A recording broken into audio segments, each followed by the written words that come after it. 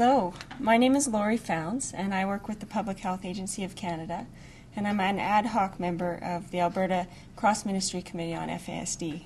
It's an honor to be here today and introduce the guest speaker. I want to welcome everyone and thank you for attending today's session with Dan Dubosky on grief and loss, the ongoing face of grief and loss, and the theory behind it. Before I introduce Dan, there are a few housekeeping tips. All sites have been muted at the bridge, but please ensure that your mics are also muted at your sites. If you experience any technical issues, please let your local site contact know and they'll follow up accordingly. If you have any questions for the presenter, we welcome those during the session, and you can text them to 780-405-3376, or you can email them to erin.day@gov.ab.ca, and we'll answer those throughout the session. If you have any questions for the presenter after the session, Dan's contact information can be found in the back of your handouts. Evaluations for this session will be emailed to you, so please be sure you've signed the attendance sheet. We're pleased to let everyone know that today's session has 37 sites attending from the provinces and territories of Alberta, Saskatchewan, Northwest Territories, and the Yukon. There are over 100 people participating today. Education and training is a critical aspect of the Government of Alberta's 10-year FASD strategic plan, and that is addressed through various initiatives such as today's video conference learning series. We're pleased with the ongoing interest and attendance in this initiative. Now I have the pleasure of introducing Dan. Dan has worked for over 35 years in the field of mental health. He has worked in residential treatment and in and outpatient and community settings. He has presented regionally, nationally, and internationally in the area of fetal alcohol spectrum disorder, focusing especially on interventions for children, adolescents, and adults. For this work, his son Bill has been his mentor and best teacher. Dan has provided training for people working in mental health and substance abuse treatment on loss and grievance, psychopharmacology, development, violence in youth, anger management, team building, stress and burnout, transition, and lifespan disorders such as attention deficit hyperactivity disorder, mood disorders, and schizophrenia. Dan is currently the fetal alcohol spectrum disorder specialist for the U.S. Substance Abuse and Mental Health Services Administration, FASD Center for Excellence. Dan has a keen interest in the provision of quality services to those with fetal alcohol spectrum disorder, mental illness, substance use disorder, and developmental disabilities and their families. Please join me in welcoming Dan Dubosky.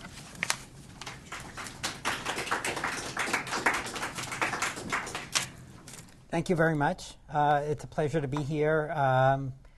It's a little strange because I want to, say hello to everybody who's out in the different sites, and of course know everybody's name and where you are.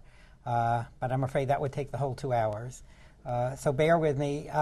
Do remember, though, if you have any questions during the session, if you can email them or text them, we'll talk about them during the session. Sometimes I sit in lectures and I'm told, hold your questions until the end, and the end comes and I don't have a clue what my questions were, but that's probably my age.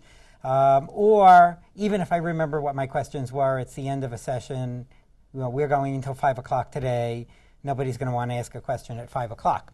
So ask your questions. My experience over the years has really been that if somebody has a question or a comment that other people are thinking the same thing, and that's where the learning comes in, is really in the discussion. This is a topic that's been of interest to me for years. And what we're really going to talk about is grief and loss. We're going to talk about some of the theory upon which our operations are based. And all of that theory really comes from the field of death and dying, and we'll talk about that. But really what we're going to focus on, excuse me, is the notion of loss and grieving as an ongoing process for people with disabilities and their families and the providers who work with them. And it's an area where I think that we really have not done service to. We focus on, we might focus on death and dying, but we don't really focus on ongoing losses. And a number of years ago, I was asked to do a presentation in the States for a large agency that worked with people with mental retardation in the States.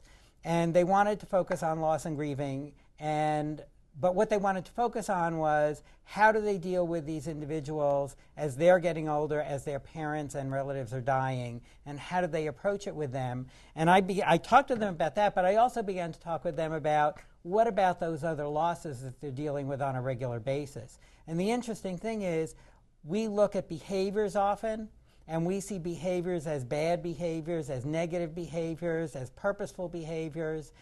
And we don't even recognize sometimes when some of those behaviors that we're seeing are really connected with losses. One of the things, just to share, in that setting, as the staff started to talk about their experiences and what they recognized, and recognizing losses is talking with people about thinking back to patterns of behaviors. And they had one young woman with whom they were working, and this young woman was probably in her mid-30s or so. She had an IQ in the, if I remember correctly, the low 40s, upper 30s, low 40s. They saw her as severely impaired, and every year around February she seemed to have a lot of trouble. And they kept on focusing on her behavior and using their typical techniques to try to control her behavior. And when we began to talk about the pattern, February was a very significant time in her life in terms of it was the time when one of her parents had died a number of years ago, and before that. So that every year around that time, it really brought things up. And that's why it's so important to recognize some of the losses. I'll share another one so that I don't forget, because I might forget later on.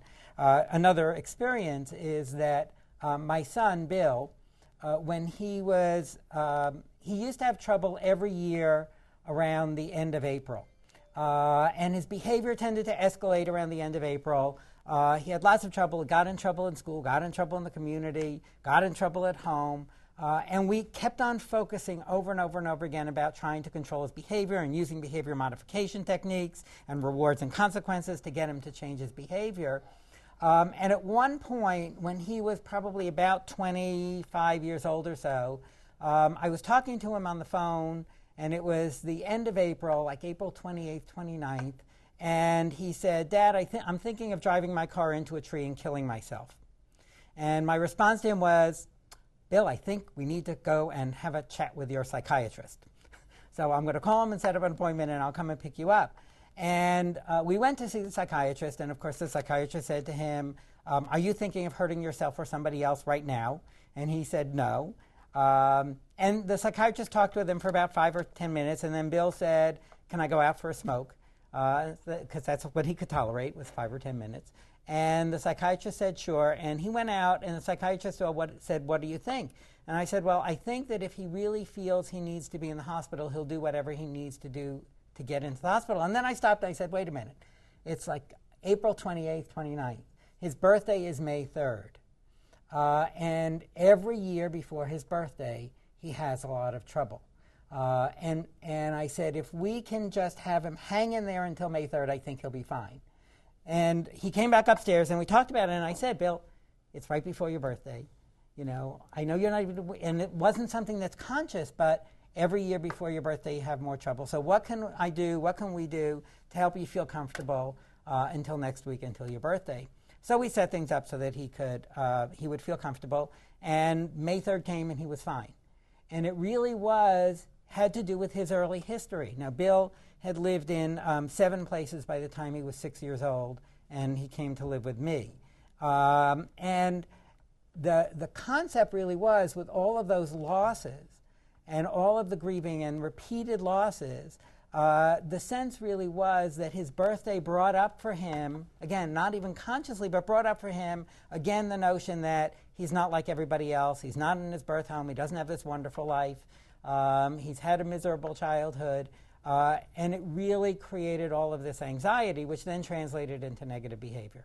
So that's a long way of saying that I think the discussions today, and I believe that there are going to be 2 more sessions on loss and grieving, are very, very important in terms of thinking globally about how this affects people and then how they behaviorally manifest some of the difficulties.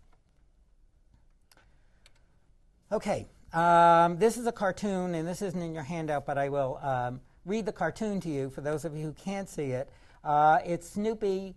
It's a Peanuts cartoon, and it's Snoopy who's playing tennis, and he's running around, and he's missing the ball, and then he runs into the net, and he's exhausted. And Charlie Brown says, well, how was the game? And Snoopy says, I haven't had so much fun since I had bypass surgery. And that's kind of the way I think of dealing with loss and grieving. It's something that we need to do, maybe not the most fun topic that we could think of, but a really important one. And what I'd like to try to begin with before we get into the actual slides is to ask a couple of questions of those of you in the room and also those of you in different sites to really think about. And the first question I have is, think back for just a minute or so about what's your recollection about how death was handled in your family as you were growing up. So when you were a child, how was death handled? Was it talked about openly? Was it not talked about at all? Were you protected as a child? Were you involved as a child? And so that's the first question. So I'd like you to do, and if anyone in the room is willing to respond, that would be really great. Anyone want to share their, briefly, an experience? I was raised in rural Saskatchewan, and so we were very much involved in the death and dying process. Okay. In going to funerals and going to prayers from a very early age. Okay, so it was just kind of a natural part of... Part of life. Okay, So. okay. Anyone else? I think that is a common experience for some, and then I think that there are others where the experience is, as children, you're protected. I mean, I grew up in an urban setting in New York City, and that was really, children were protected, weren't involved, didn't go to funerals. It wasn't talked about. Death was kind of talked about hush-hush, and we'll talk about some of the cultural issues that really impact. And the reason to talk about this is our experiences impact how we respond to other people. And the other thing to think about was the response any different for the death of a pet than a death of humans? Because thinking back in my family, when we had a pet die, we had a funeral, even as kids, right? We had a funeral and we buried the pet and everybody was involved. But when it came to people dying, we weren't involved as kids, which is really an interesting kind of concept. And then the other thing is to think about is, was death talked about openly at the time of death? Was death talked about openly afterwards? And again, we'll talk about some of the cultural issues there that impact that. And then to think a little bit about how other losses were handled as you were growing up. And other losses meaning things like divorce or separation or loss of a job or loss of a favorite object, or failure to make a sports team. All of those are losses. And again, those are kinds of things that we need to think about. And again, the importance of what our experiences were growing up is that impacts how we respond to others. Because I've seen people who will absolutely avoid dealing with the issue of loss and grief. And it often has to do with their own issues and the way that they grew up. So these are the session goals, and you have this in your handout, what we're hoping to accomplish this afternoon. And the first part of it is really talking about some of the theoretical basis around loss and grieving. So as I said, one of the things that's important to talk about is cultures, because cultures are very, very different in the way they handle loss and grief. And this is, again, important not only in terms of your own lives, but also in terms of understanding the concepts of loss and grief and the cultural issues for those with whom you interact, because we need to understand that as well. So what are the attitudes, the cultural attitudes towards life and death? As you said, and I really appreciate your volunteering that, death was just part of life, and everybody in the family was involved in the community. And in some cultures, that's absolutely the case. And in some cultures, especially some religious cultures, there are really very strong tenets around the belief around death and, for example, an afterlife. So there are some religions that believe strongly in an afterlife, that believe this life is just a step towards the afterlife. And that attitude towards life and death, and what role does life play and what role does death play, really impacts how we address people and how we deal with those issues. Personally, I grew up Jewish, and that's traditionally how I was raised. And in the Jewish tradition, there isn't a belief in an afterlife. It's like, this is it. This is your life. You've got it. You use it, and you don't know what's going on after that. So that coming into contact with people who have a strong different belief, it's being aware of those differences. And for a while, for about 5 years, I worked in oncology. And I did a lot of work, again, around loss and grief, and first with all ages and then specifically with adolescents, with bone tumors.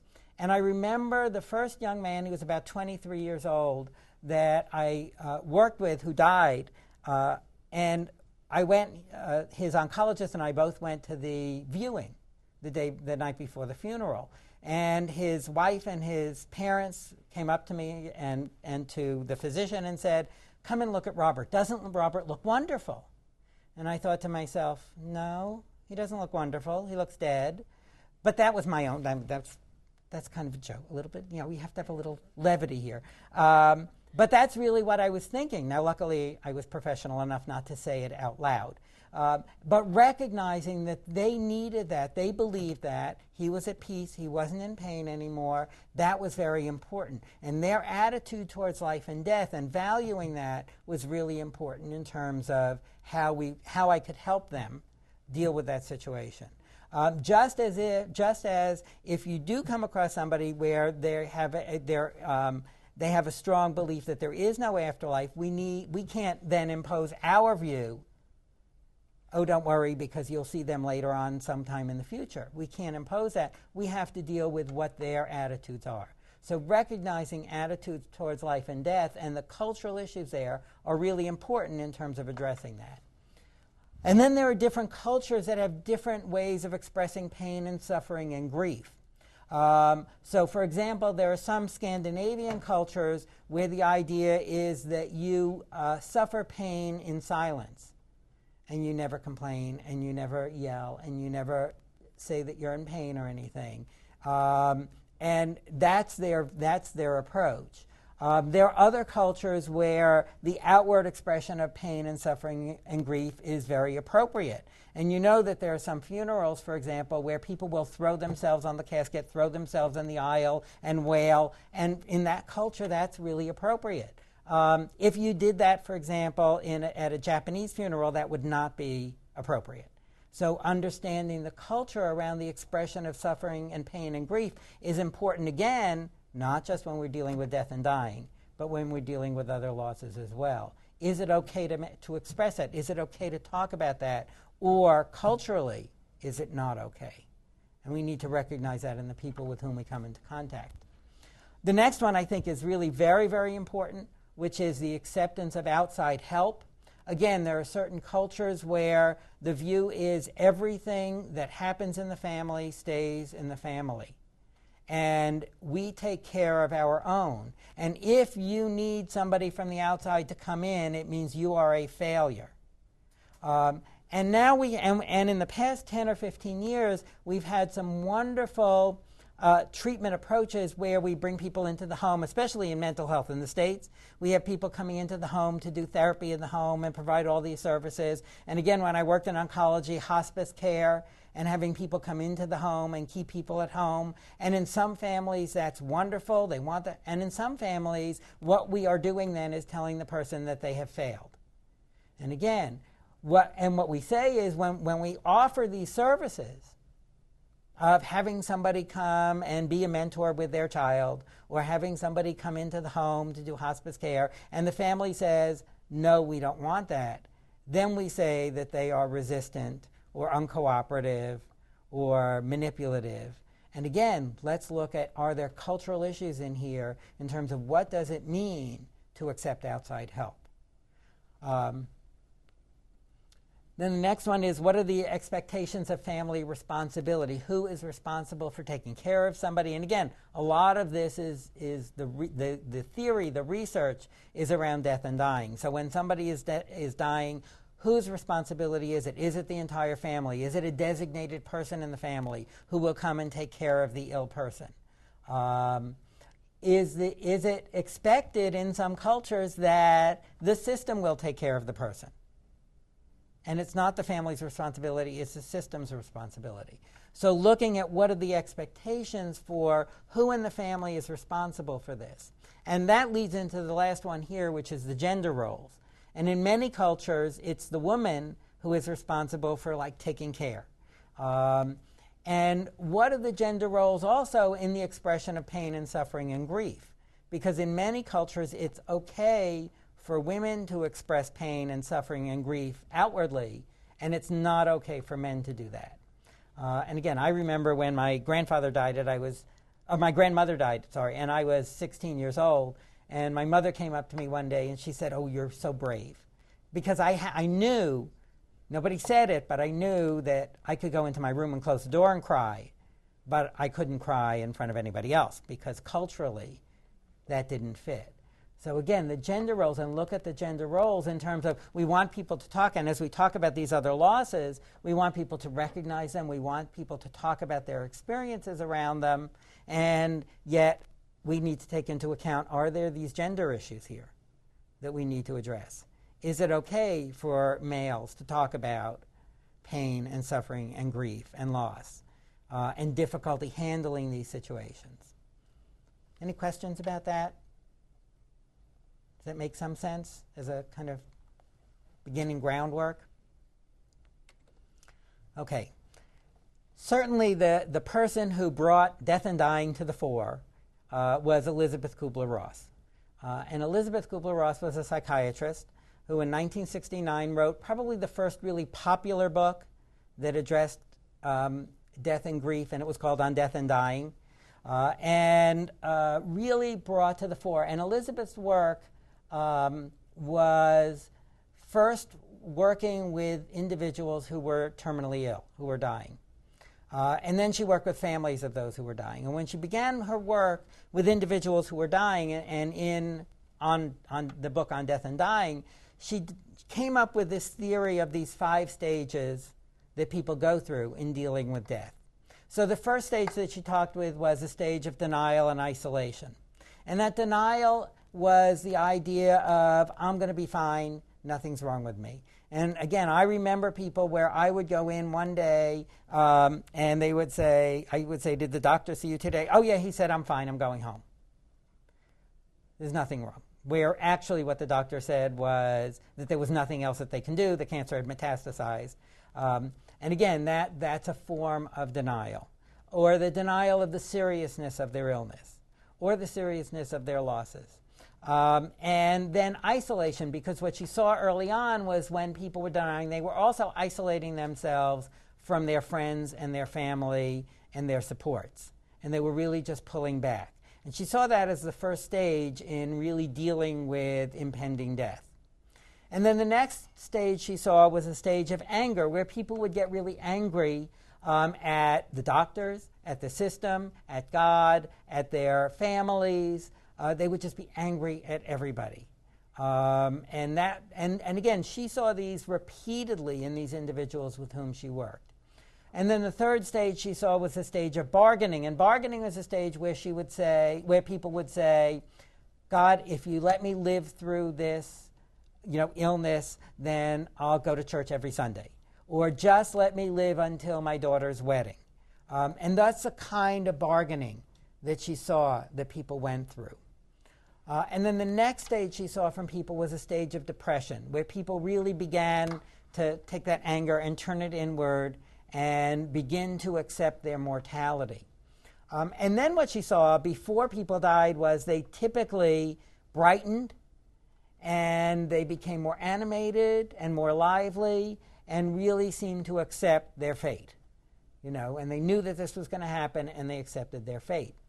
And putting this theory, putting this concept into a theory was, I think, both helpful and a hindrance. Because what we tend to do with psychological theories, any psychological theory we come across, is we tend to look at these theories very rigidly.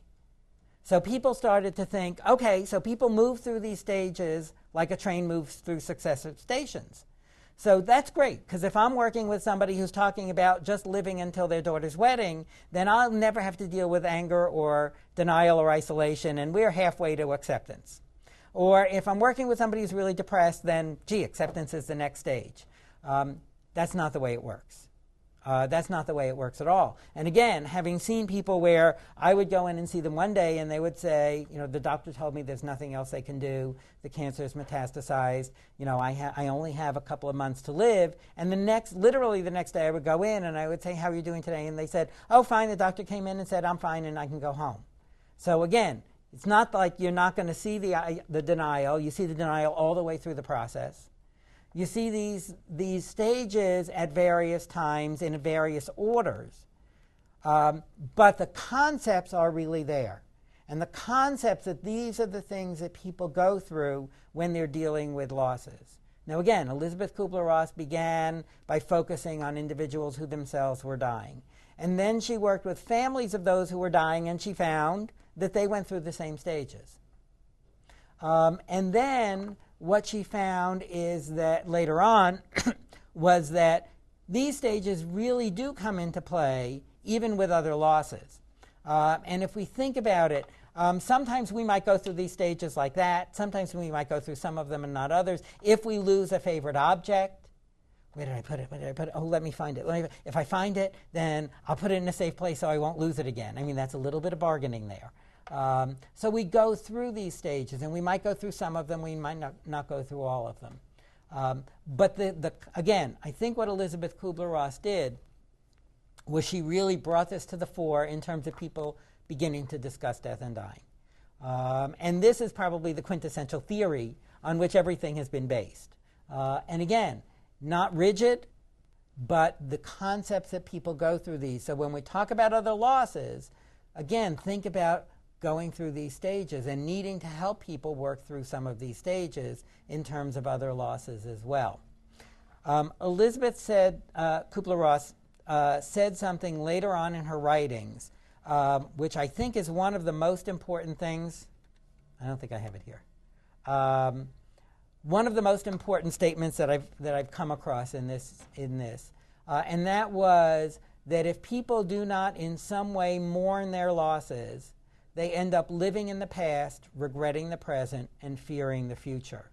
And I have seen that over and over and over and over again in individuals with disabilities, in families of those with disabilities, and in providers. So if we do not in some way mourn our losses, we end up living in the past, regretting the present, and fearing the future. And again, I'll share with you another example that a colleague of mine shared with me when I was doing one of these trainings a number of years ago. He was working with a young woman. He was a case manager, and he was working with a young woman who was about 35 years old, 38 years old, with a rather low IQ. And her parents were furious with the system, mental health system, furious with the case manager, and furious with their daughter because she hadn't graduated from college yet. And clearly this is a family where nobody helped them mourn their early losses that we're going to talk about and help them move forward. And this was a classic example of a family that was living in the past, regretting the present, and fearing the future because nobody had helped them work through those losses. So again, keep that in mind as we talk about the other losses, because although the theory is in death and dying, the theory is easily translated to other losses as well. Katz and Floria, about 18 years after Elizabeth Kubler-Ross, again, came out with a slightly different version of the same concept and saw that people typically dealt with denial, with guilt, with grief, And then with psychosomatic manifestations, which I'm going to talk about in a couple of minutes. And then what they found is that later on in the process, which kind of is equivalent to Elizabeth Kubler-Ross's acceptance, was a reconsideration of life's meanings. What's the meaning of life? And being able to move forward and move on. So again, slightly different, talked about the guilt piece, but very similar to what Elizabeth Kubler-Ross talked about. Okay, any questions about that? No? No questions come in yet? Have come in yet? Okay. Now, this information actually comes from a man named Eric Lindemann.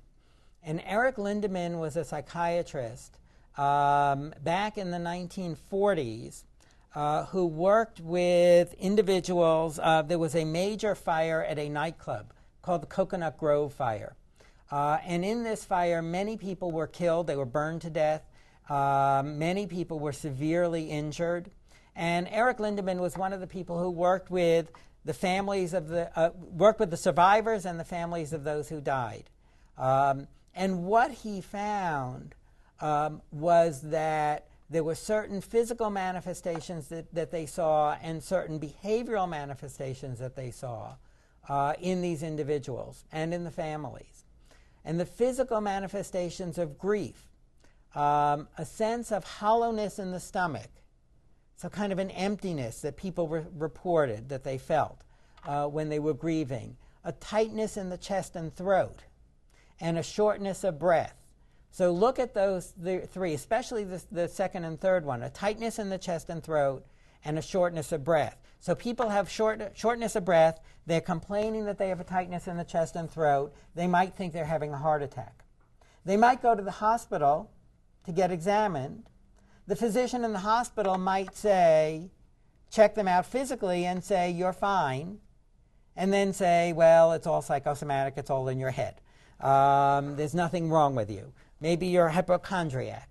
Because nobody would talk about, has there been a loss? Could this be a grief reaction?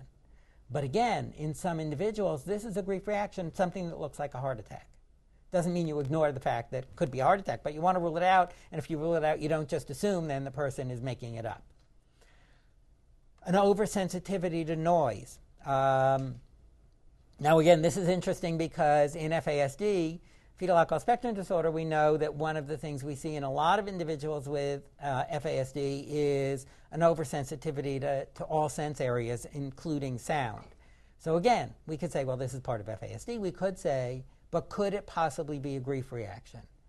And that's the question, is when we see some of these physical and behavioral manifestations, the question to ask is, could this be a grief reaction? Could there be something that we've missed? A muscle weakness, lack of energy, and dry mouth. And a lack of energy and dry mouth, for example, are side effects of many medications that people take. And again, we might just say, well, this is just the side effects of the medication and not recognize that maybe there's a grief reaction going on that we need to address. And then what they found is hallucinations and a mask-like schizophrenic appearance in individuals who were suffering from grief. So kind of that flat affect. And again, let's say we have somebody who has a history of mental illness, who all of a sudden is talking about seeing their loved one in the room, or talking with them, or hearing their voice. And they've already have a diagnosis, for example, of schizophrenia. What might we do? We might decide to increase their medication, or change their medication, or add another medication, because clearly their symptoms are worse. Instead of stopping and thinking, could there be something else going on here? Could this be a response? My father died in 1991, and my parents had been married for 55 years. And after he died, my mother talked about thinking that she saw him in the room, and she would talk with him at night. And again, if she had had a diagnosis of a psychotic disorder, then her medication would have been increased. Luckily, she didn't have a psychotic disorder, so it was recognized as this is just dealing with some of the grief. But again, when we're dealing with people with disabilities, especially who have some mental health issues, then we often we think it's all due to the psychiatric illness, and we miss the concept of the possibility of grief reactions. So those are some of the physical manifestations that we see. The other thing that I've learned over the years is that I used to think that psychosomatic meant that it's all in your head. And psychosomatic means that there is no physiological basis to the symptoms, but the symptoms are real. So it's not that the symptoms are not real. There's just no physiological basis to them. And then here are some things that we see in individuals behaviorally associated with grief. Again, sleep and appetite disturbances. And again, we think about how many times we say, and again, sleep disturbances are fairly common in FASD, individuals with FASD. Appetite, eating problems, fairly common in FASD. Absent-minded behavior, so if we have somebody who is in their 40s or 50s or 60s or 70s, who is forgetting things, we might begin to think maybe this is early Alzheimer's disease, maybe this is dementia, maybe this is a grief reaction. And then social withdrawal, pulling back socially, isolation, the kind of isolation that Elizabeth Kubler-Ross talked about, and having a lot of distressing dreams and complaining about distressing dreams. And again, a lot of restlessness and crying and sighing. And then anger outbursts and mood swings. Fairly typical is what Eric Lindemann saw was fairly typical in these individuals with these kind of severe grief reactions, were these crying, anger outbursts, and mood swings. And again, we see anger outbursts, what do? We try to control the behavior. We try to use reward and consequence systems. We use medication.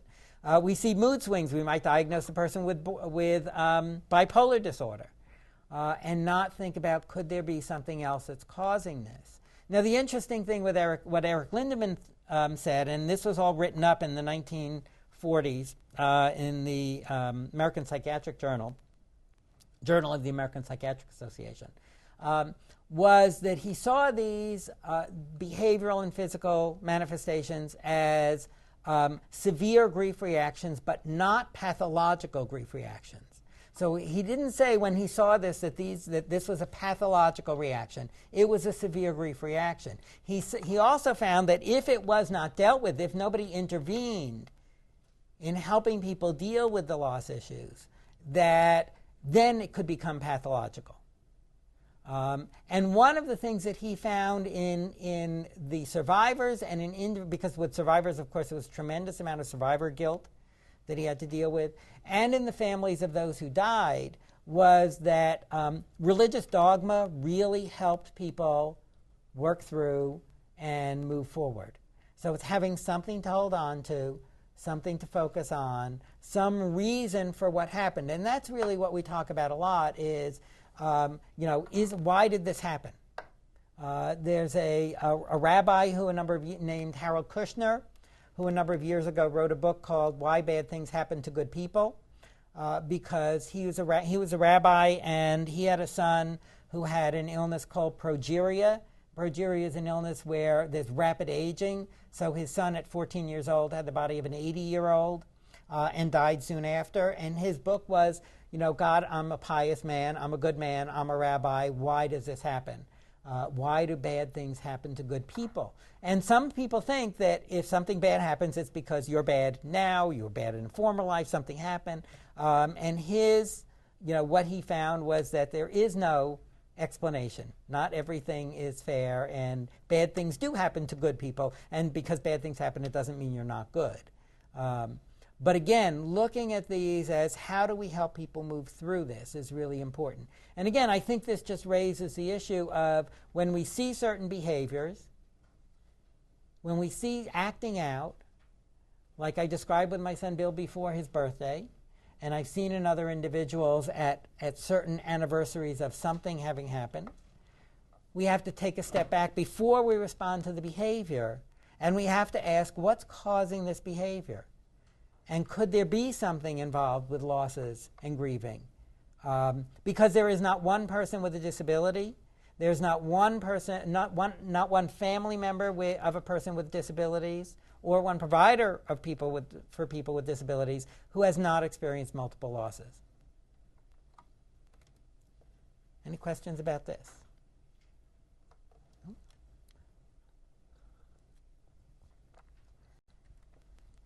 Okay. So, please feel free to ask questions, interrupt any time. I really like dialogue. What I want to do now is talk about some of the losses that people experience. And again, keep in mind that these are losses that are most often not addressed. So we've talked a little bit about death and dying as really the basis for this information.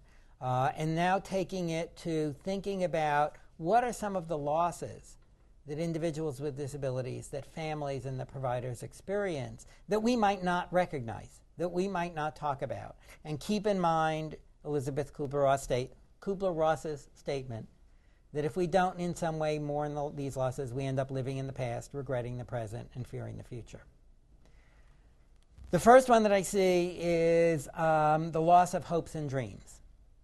Now, I have never in 35 years met anybody who said, my hopes and dreams for my child were that she was going to grow up and have schizophrenia.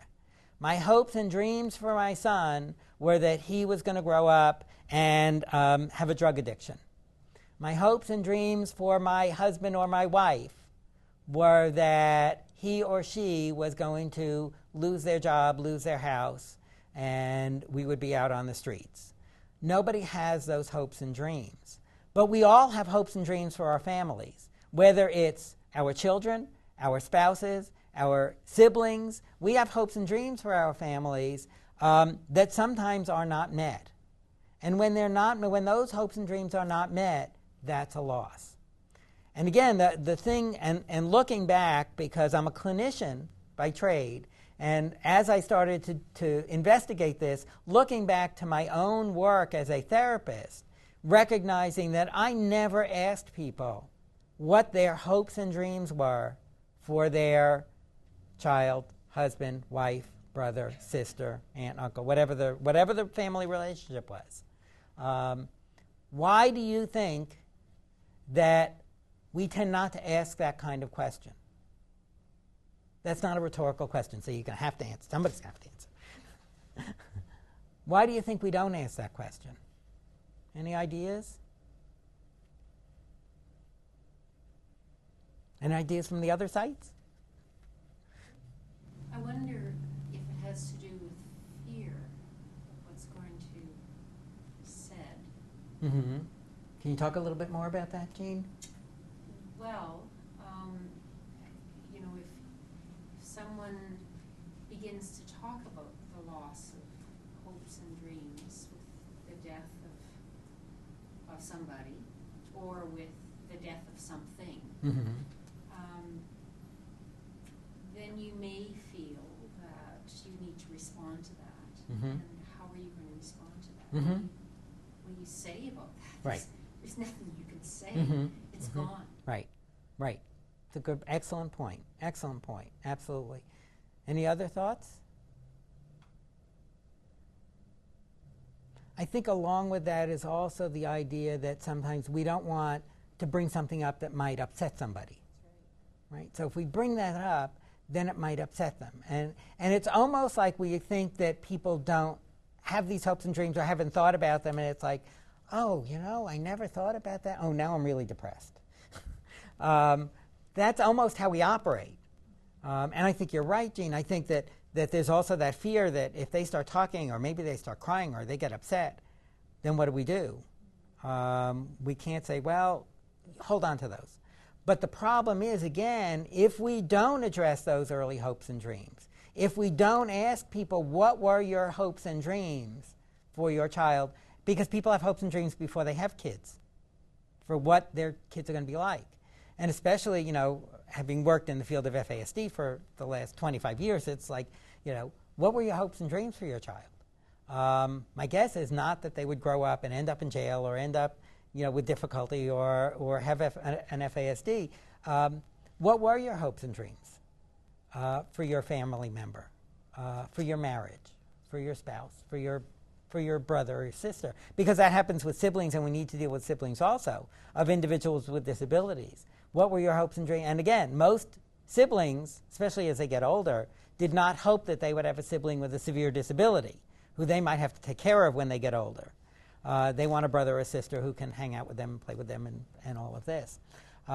So we all have those hopes and dreams, and again, when we don't address them, then people hold on to them and can't move forward to develop new hopes and dreams because they're stuck with the old ones. And it's like that family that I shared earlier. They were stuck with their old hopes and dreams that their daughter was going to graduate from college and be independent, and they weren't able then to move forward to develop new hopes and dreams and expectations.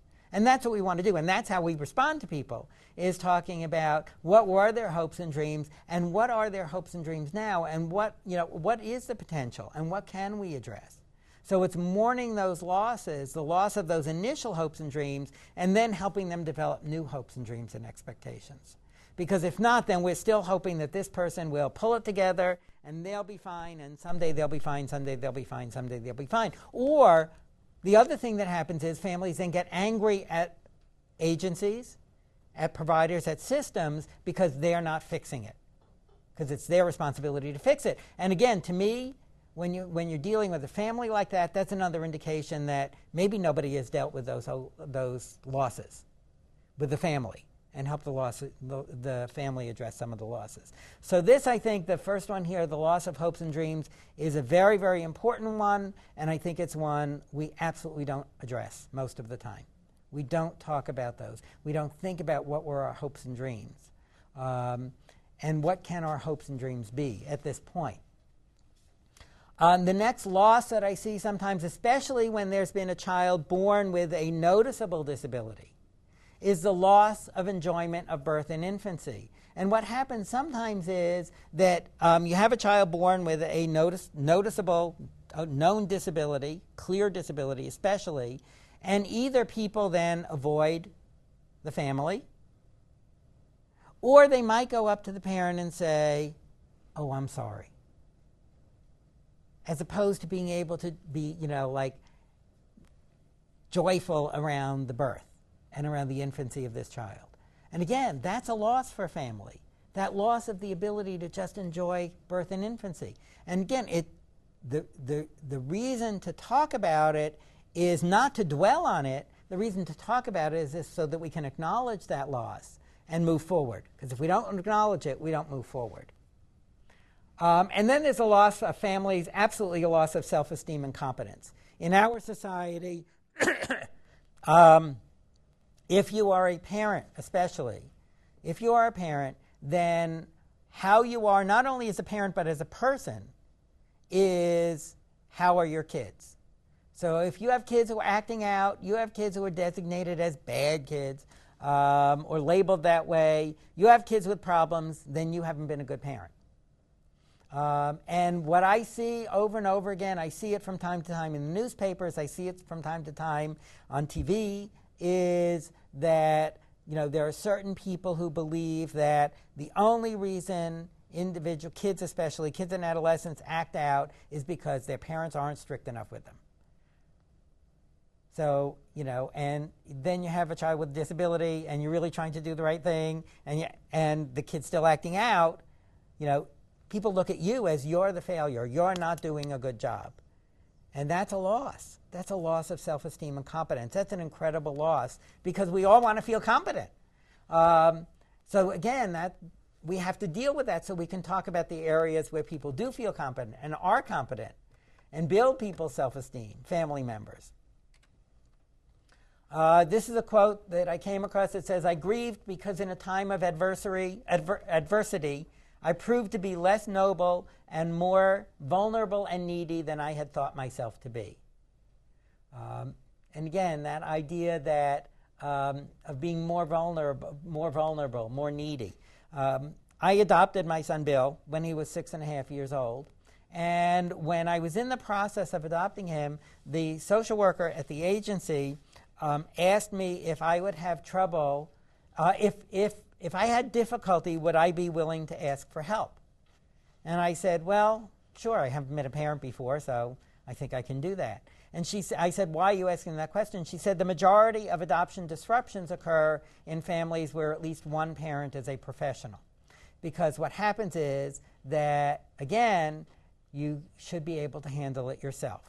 So you don't let it on that there's anything wrong until things are too far along to provide the help. So again, that idea of I was more vulnerable and more needy than I thought myself to be is a loss. And again, recognizing it's okay to be vulnerable. It's okay to be needy. That's not a problem. But sometimes in our society it's seen as bad if you are vulnerable. The loss of a balanced family system, again, we have our ideas of what the family is going to be like, and we have a balanced family system, and then something happens, and there's a loss of that balanced family system. So again, you think about somebody who has lost their job. You think about somebody who's lost their house, especially in these financial times. Those are incredible losses. And that disrupts the family system. So that's a loss of that balanced family system. The loss of support from family, friends, and community. Again, having worked in the area of cancer for a while, what I found, especially when it was dealing with children and adolescents, if there was a child or an adolescent in the community who had cancer, often friends and family would come by and say, let me watch your other kids so you can spend time at the hospital with your child. Let me watch all your kids so you and your husband can have a night out. And you know what? We're going to have a fundraiser to raise funds to pay for the medical bills. I see that a lot in communities. What I don't see very often is you have an adolescent, a child or an adolescent who has an emotional disorder, who's acting out, causing problems in the community, maybe getting into trouble with the law. There aren't too many times when I see somebody saying, let me come and watch your kids so you can have a night out. And you know what? We're going to have a fundraiser to raise money for the psychiatric bills. We don't see that as much. So again, we see, and we might see things in some families. I've been told that people will say, the family is going on a vacation, but could you leave your daughter at home or your husband at home because, he doesn't do well in crowds. That's an incredible loss. So families of an individual with disabilities become more isolated. And not only become more isolated, but as they become more isolated, they get more focused on the problems of the individual and the family. And everything gets focused on that. And then they tend to miss anything positive that goes on because it's all focused on the negatives. But there's tremendous loss for individuals with disabilities, especially emotional disabilities, behavioral disabilities, of support from family, from friends, and from the community. And then there are people who will say, how are you doing? And here's a cartoon with the dead cow, and the caption is, really, I'm fine.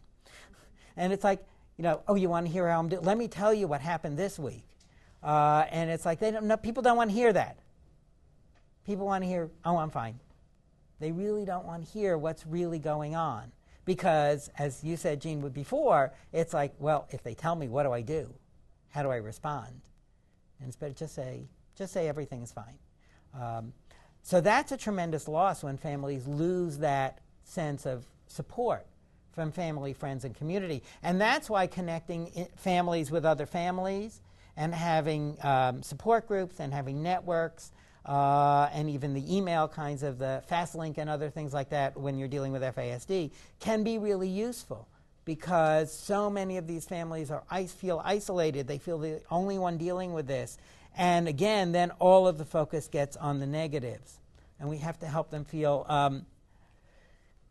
better. And the other thing around the importance of support from family, friends, and community, in my last job, I wrote a course on oppositional defiant disorder and conduct disorder. And I came across a study that was done of treatment of oppositional defiant disorder. And in this study, what they did a number of different types of treatment for youth with a diagnosis of oppositional defiant disorder. So in one arm of the study, they worked with the child to reduce their oppositional behavior. In another arm of the study, they worked with the parents in how to respond to the child with their behavior. In another arm of the study, they work with the parents and the child together on their oppositional behavior. And in the fourth arm of the study, they increase social supports for the family. They didn't talk about oppositional behavior. They didn't deal with the child at all. They increased social supports for the family. And what they found was that in that group of families, the oppositional behavior decreased significantly by increasing social supports for the family. Because again, they were so isolated and so focused on all the behavior, and it's like waiting for the next bad thing to happen so they were ready to jump. So the importance of support for families can't be stressed enough, especially when we're dealing with these loss issues. The loss of companionship. Certainly there are many reports and studies of people in these families with marital disruption, with separation, with divorce happening. So the loss of companionship, adult companionship, certainly. Also, if it is their spouse that has the disability, there's a loss of that companionship as well.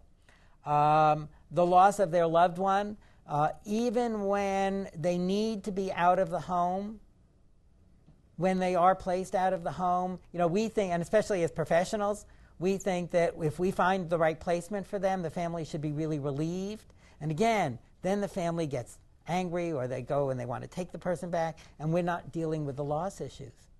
There's a tremendous loss of that individual being placed outside the home, even if it's the best thing, if we don't deal with it. There is absolutely an increased risk of suicide. So it might be loss of their loved one from suicide, or their loss of their loved one from just homelessness, leaving the family, being on the streets. Again, those are often, losses that we need to recognize.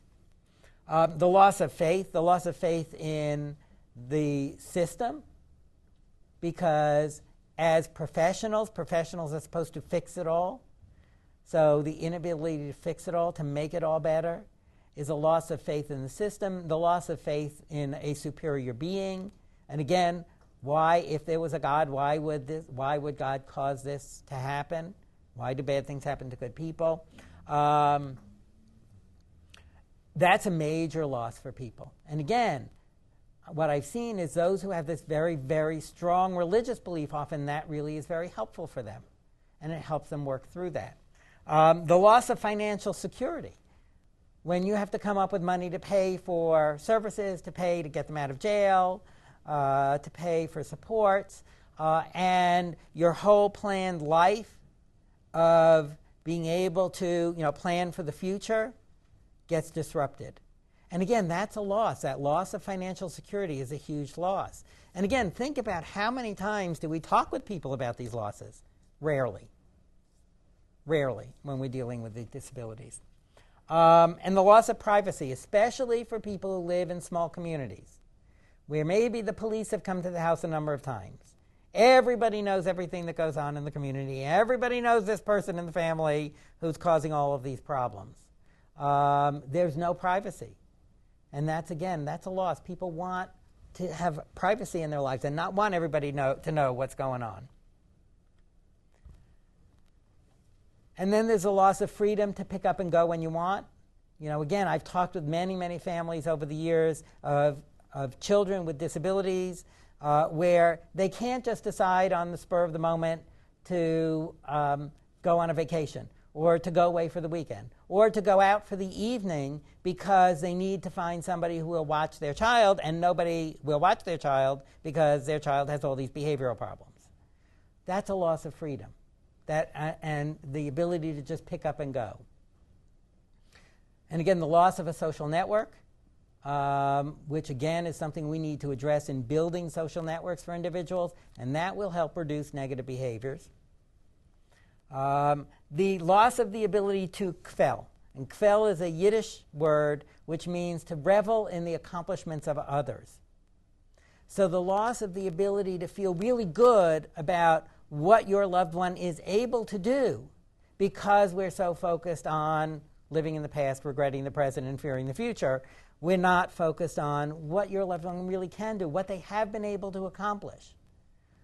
Look at all that they've been able to do, because we're focused on all the negatives, and nobody's helped us work through and develop those new hopes and dreams. And that's the key, is if we can address the old hopes and dreams that people had and help people develop new hopes and dreams and expectations that the person is able to meet, then they can excel in the ability of that person to meet those expectations and feel really wonderful about what this person is able to do.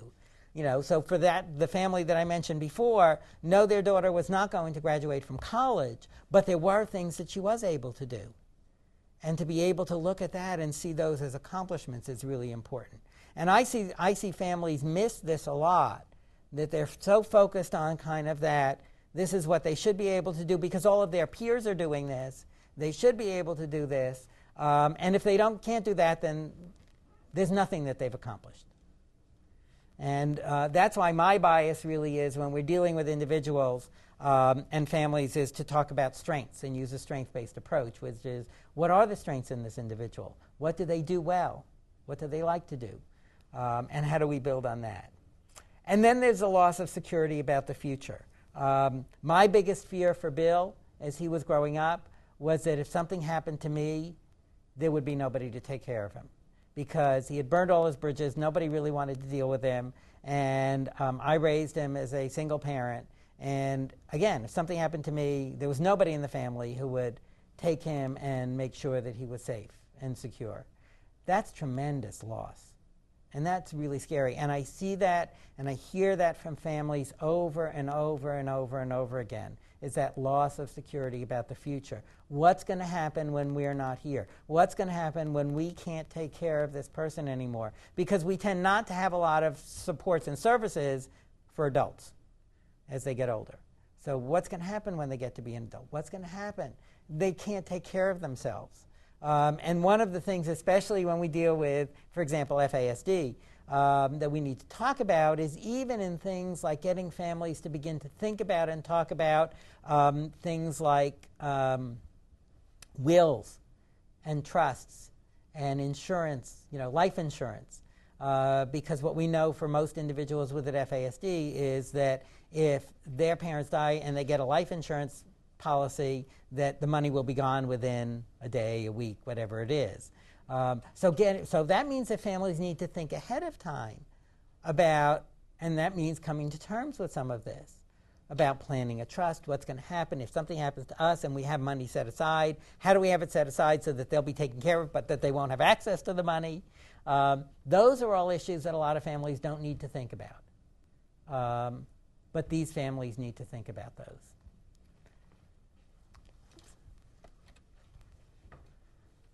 Here's another quote. I grieved because my longing to see all of life fit into a meaningful pattern had been frustrated. And again, that's an excellent statement, and that's something to grieve about. I had this vision. This was how everything was going to work and fall into place. It hasn't fallen into place. That's a loss. So again, I'm not even, when we talk about families, this is geared towards families of people with disabilities, but it's families, again, where anything has happened in the family that has thrown things off. That's a loss. And again, it's a loss that at least needs to be addressed in some way. Doesn't mean we need to spend years addressing each one of these losses, but it has to be addressed in some way. Oh, I can't do it upside down. I'll do it the wrong way. There we go. And then there's the loss of control. And control is a huge issue for all of us. We all want to be in control. We all want everything to be just the way we planned. We all want to be in control. And we all want really to be able to know that things have happened because of what we've been able to do. It's really scary when there are things that are not in our control. And this is an area that we can't always control. And the problem is when we don't feel in control, we tend to do something. And what we tend to do when we don't feel in control is we tend to blame people. And that's one of the things that we might do when we're not feeling in control.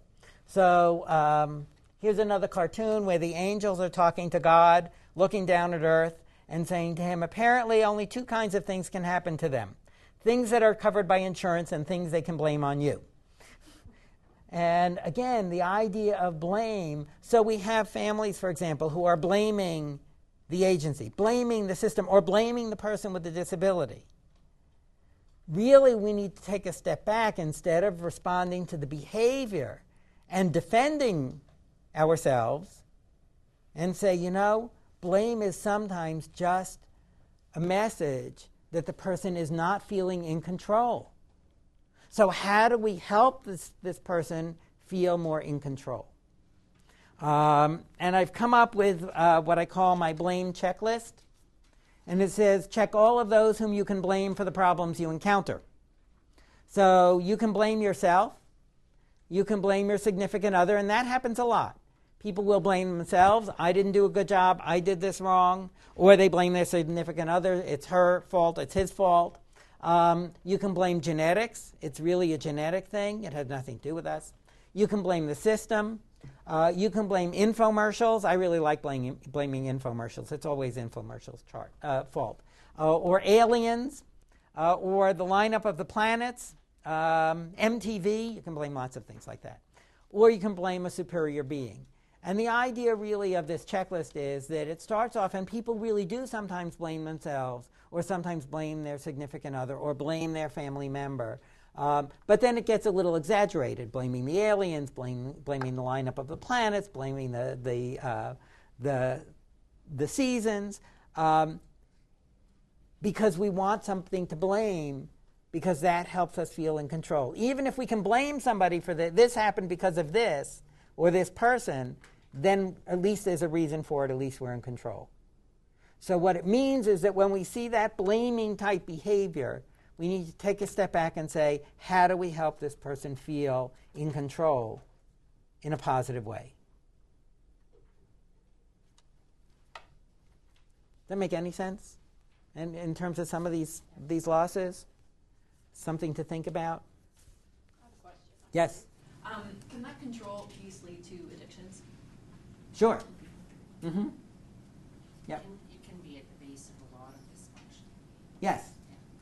Right. It can be in the base of a lot of the behavior because, again, it's that, for a number of reasons. One is that's that attempt to gain control. One of it's an attempt to block out a lot of the pain because of the losses that nobody, that they haven't really dealt with on the surface. They're there, but they're kind of subconscious. So it's one of the ways to block out that pain. And one of the best ways to block out pain is by using substances. But again, some of the behaviors are just a manifestation of, some of these underlying issues. And that's why it's so important to recognize. And that's why what I see is when we see individuals and we see these behaviors and we don't stop and think, could this be part of it? Then we just respond to the behavior. And then we're not going to help the person, and we're not going to get positive results because we're not dealing with the underlying issues. I wonder too if there's a bit of a tendency to denigrate the need for control. Mm-hmm. That if you need control, there's something wrong with you. And if there's a lack of appreciation for the fact that we all need to have control, Mm-hmm. we all need to be able to influence our environment, and so to accept that that's something that you need to help people gain instead of accuse them of being controlling. Right. Excellent point. And you're absolutely right. That's absolutely the case, that we think that control is a negative, and that people are just using it. And as you said, we say people are controlling, and that's really a negative. But we all want to feel in control. And one of the things is we get individuals who have disabilities, and they're often placed in situations where nothing is within their control. Especially if they end up in some type of residential setting, whether it's jail or whether it's a residential treatment setting or a substance abuse treatment setting or whatever it is. We tell them when to get up in the morning, what they're going to eat for breakfast, what they're going to do all day, what they're going to do in the afternoon, what they're going to do in the evening, what they're going to eat for dinner, what chores they have to do, what they have to participate in, when they're going to go to bed, and when they're going to get up the next morning. And then we get people who, again, are acting out at times, and we say they're just acting out, it's bad behavior, we'll use our rewards and consequences to get them to do the right thing, instead of recognizing that some of that behavior is an attempt to feel in control. And if we can give them a positive sense of control, then maybe they won't act out in all of these other ways. So giving people a sense of choice is really important, because that gives people a sense of control. Even in little ways. And it was really interesting at one point when I was working in a psychiatric unit in a community-based hospital. There were certain people who would come in and they would get really very agitated, and I would say to the nurses and the docs, I said, it might be helpful to talk about some sense of control, because they needed medication to calm them down. And they would say, well, what do you want us to do? Say, well, you're really out of control right now. Do you want to take this medication or not? And I said, that might not be the choice. But the choice might be, you really need you need something to help you calm down right now. Do you want to take this pill, or do you want to get this shot? And that, for some, is enough choice. When my son, the first time he was in a psychiatric hospital, he was doing something wrong. I don't know what it was. And the staff decided he needed to go to the seclusion room. So he was 12 years old at the time and very little. And a staff member grabbed him by the arm to take him to the seclusion room. And it took 6 staff members to get him into the seclusion room, because he fought the entire way. And afterwards, when he was calm, he said, if they wanted me to go, all they had to do was tell me. So I talked to the staff about it, and I said, the next time you feel he needs to go, again, the choice might not be you can go or not, but the choice can be you need to go to the seclusion room. You can either go on your own, or we'll have to take you. And they were able to do that, and they never had to take him again. I mean, he had to go from time to time, but he would go on his own, because that was enough choice, sense of control. But we get caught up in feeling, it's interesting, because you talk about, we identify other people as being controlling, and yet we get caught up, especially as providers in agency settings, in the person has to do what we tell them to do when we tell them to do it, the way we tell them to do it. And if they don't do that, then they're out of control. Then they're not right. We're the ones who often are too controlling. And I tell parents, when I used to do training on just normal child and adolescent development, and part of one of the jobs of an adolescent is to fight against authority. It's in their job description that they get when they turn to adolescence. And then when they become an adult, that gets wiped out of their memory. But we've all gotten that job description. And one of the pieces of the job description is to fight against authority. So if we don't give them a safe thing to fight against, they will escalate to something really risky to fight against, because they need to fight against authority and feel in control. And my brother, who's a psychiatrist, said the best way to get an adolescent to not take their medication is to tell them to take it. You're trying to control me? I'm not going to do what you tell me to do, because you're trying to control me. So again, that sense of control is very important. I'm glad you brought that up, Jean, because I think it is very, very important. We all want to feel in control. And that's not a bad thing. Okay. So let's look at losses that people with disabilities experience. And what you'll notice is this is not very much different than the losses that families experience. So again, we have people with disabilities who experience the loss of hopes and dreams. People with disabilities have hopes and dreams for themselves as well. And rarely, if ever, do we ask the person what your hopes and dreams were when you were little. What did you want to be when you grew up? Oh, forget that. You can't do that.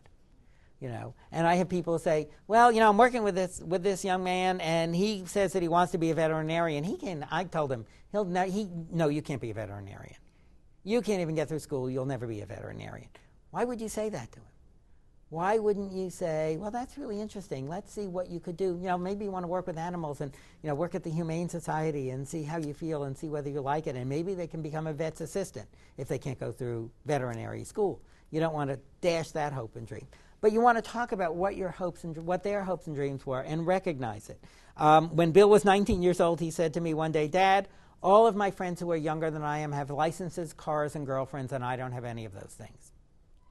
And as a professional and a therapist, my response to him was, oh, don't worry, Bill, you'll have all of that. Wrong response.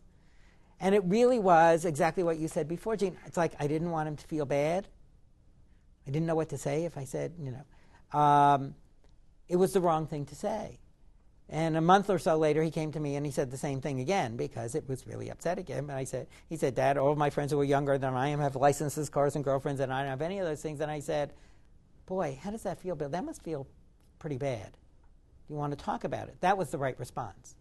So talking about those things. And it really is the idea that maybe they don't notice. And if we bring it up, then we'll bring up something that's hurtful that maybe they didn't know. And it's almost the same, it's almost a similar way that we used to respond with the idea of talking about suicide. And I remember years and years ago being told, never ask somebody whether they've thought about suicide. Because they might say, ooh, suicide, I never thought about that before, but since you brought it up, let me consider that. I mean, that was almost our fear, that if we brought it up, and we know that that's not true. We have to ask those questions, especially when we're dealing with somebody with symptoms of depression. We have to ask about suicidal thoughts and ideation. So we have to ask about hopes and dreams. We have to bring it up. People know that they are different. And if we don't talk about it, then how do they talk about it? Who can they talk about it with? Because we're communicating, don't talk about this. Don't bring it up. We're giving that message really clearly. This is not something that it's okay to talk about if we don't bring it up. The loss of self-esteem and competence, again, from the individual. Because sometimes they feel that they can't do anything. They're not able to do anything. They're just failures. They're just bad. They're just failures. They can't do anything. So we want to build self-esteem and competence. And again, recognizing some of the behaviors that we might see that might really be reflective of this is a lot of acting out behavior and setting themselves up to fail. Because that reinforces for themselves this negative self-image because they feel like they're not competent in anything. So what we need to do then is identify what they do well and what they like to do and ensure that they get to do that on a regular basis instead of what we often do, which is find something that the person likes to do and then use it as a reward for good behavior. And when I do my trainings at FASD, I say never do that. Never find what the person likes to do and use it as a reward for good behavior, because then we're just setting them up to fail again. But find what the person likes to do and ensure that they do that on an ongoing basis to build their self-esteem and competence. That's what you want to do. What are the areas that they are competent in, that we can build their self-esteem in? Because that's a tremendous loss. And it's a tremendous loss. People know, and the problem with these losses is that they're repeated. They don't just happen once. It's like with a death, and I've had families say, I hate to say this, but in some ways it would have been easier if my child died. Because I could deal with that loss, I could mourn that loss, I could move forward. But every time his peers or her peers graduate from high school, graduate from college, get jobs, move out on their own, get married, it's another loss. Because my child hasn't done that. So it's these repeated losses. So they don't just happen once, they're ongoing losses. So they recognize that. So they know that their peers have moved on and they haven't. That's a loss for them. The loss of a balanced family system for them also. Same as it is for the family. The loss of peer relationships. And especially for people in our systems, it's amazing that we move people with disabilities around from program to program to program to program. When they're in a program, you want them to relate to the staff and you want them to relate to their peers, but then they leave the program and they can't have any contact with their peers or the people in the program. And that happens especially also with substance use programs, substance abuse treatment programs. They leave the program, can't have any contact with any of the people. So they're constantly losing their peer relationships. Constantly. And if they do better and they improve, they lose their supports and they lose their peer relationships. And the loss of intimate relationships. Sometimes we hope that maybe like I used to hope that Bill wouldn't talk about sex until he was about 45 or 50 years old, so I wouldn't have to deal with it. But it's that, and again, it's the loss of intimate, and people want intimate relationships on different levels. Different people want a different level of intimacy, but talking about that and what does it mean not to have that kind of intimate relationship, and the losses, and how to get that in a positive way. What we see often from people is they end up repeatedly in domestic violence programs because they are repeatedly abused, because maybe we haven't helped them in terms of how do you form a positive relationship. And the only way they know is it's better to be beaten up than to be ignored. And that's the message that somebody cares about them, is that they beat them up or they abuse them or they rape them. At least then they... So we need to really work on that. How do we build positive intimate relationships? How do we build positive peer relationships? When they don't have their positive peer relationships, they tend to gravitate then towards the negative peers who can manipulate them. So they get involved with the gangs, they get involved with the people who rob and steal, because they're the ones who will accept them. So that means that we have to work on building some positive peer relationships with them. The loss of support from others. This is incredible for people with disabilities because, again, they get into a program and they do well in the program, and often they do well in the program because of the people in the program, the staff in the program, who are supports for them. Well, if they do well in the program, then they lose their supports. And it was interesting, having worked in a hospital setting, that we saw people rotate through the hospital repeatedly and couldn't figure out why. And part of it really for some of them was when they were discharged from the hospital, they lost those supports because we said, goodbye, you're doing really well, congratulations, don't call us, we won't call you, you can't have any contact with us. If you come back, we'll deal with you again, but, that's it. It's not the right approach because they lose their supports. So they're constantly losing if they do well, they lose their supports. If they do really poorly, they lose their supports because they get moved to another program, or another placement, or another foster home. Go ahead. Staff turnover also in settings and with youth workers and those types of things, I think play a major role for what a lot of our youth have to go through. You bet. Absolutely. And it's a great point because it also is a time when we see some acting out behavior. It's because there's been a staff change. Because there's been, staff have left. And again, we don't deal with the loss of that. You're absolutely right. Turnover is it's a huge issue. Because the person, we expect them to relate to the new staff person right away, right? And how many times would we form a trusting relationship with somebody we just met? And if we did form a trusting relationship with somebody we just met, we might say there's a little bit of a boundary issue there that we need to address. But we expect people with disabilities, right? New staff person comes, you have to relate to them. Especially, and it's staff people and therapists and case managers, as well as direct care staff, that, staff rotate over and over and over again. And it's like, how many times does somebody suffer those losses before they say no more?